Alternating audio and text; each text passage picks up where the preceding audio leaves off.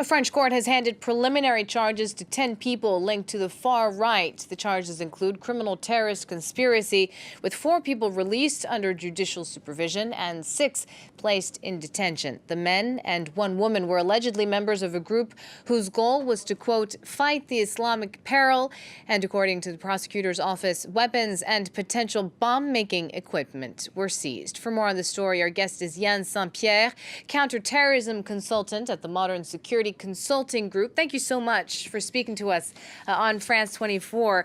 Our top story today is on migrants this Thursday and how the issue is dividing the European Union. Many Europeans fear the arrival of foreigners for economic and security reasons, but statistically, the threat is greater from the European far right. Explain that for us.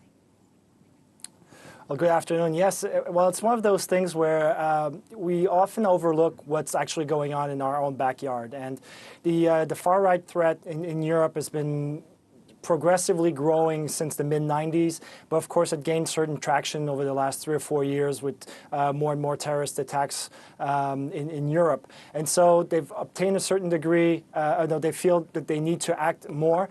Another problem has been that since 9/11, politicians have used the issue of security to promote an agenda that's become more strict, more hard, and it's given a certain degree of legitimacy to a lot of these groups who feel then empowered because, politically speaking, a lot of the topics that previously wouldn't have raised in a public sphere are now very public and mainstream. So it's a long-term issue, it's a big problem, but it's been under the radar because lack of coverage, and very often it suited a lot of people. Do we know how many of these groups are out there and how they operate?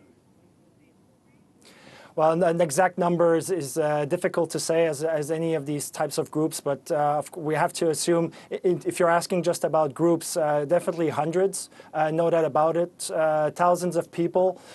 Some go to fight abroad, as in the East Ukraine.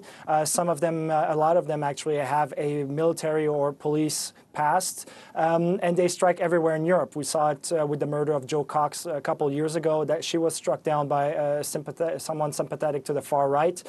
Same thing with an attack on the German mayor of Cologne, Henrietta Recker. She was stabbed also by a far-right terrorist. And so it's something that's very present. It's big. It attracts a lot of people.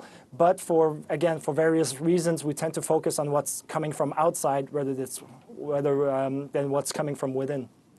France registered 72 violent anti-Muslim acts last year. That's more than the year before. You were just talking about the German politician that was also stabbed. What kind of action do these groups play, and how much are they widespread?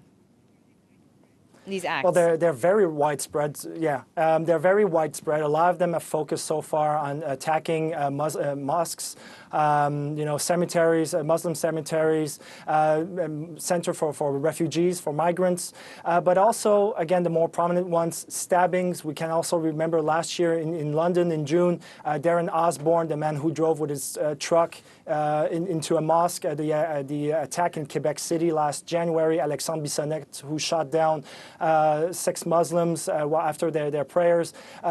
The methods, the modus operandi is very similar to all these extremist groups, including, but even though they rarely use it, there's still a tendency for martyrdom also in the far right scene. So it's very widespread. They inspire each other, and what works for everybody. And so it's something that's very dangerous, even if the numbers seem low compared to other groups. The numbers in this case don't say everything. Yeah, the numbers are growing as well. Yan St-Pierre, thank you so much for joining us on France24. You are a counter-terrorism consultant. Thanks again for joining us.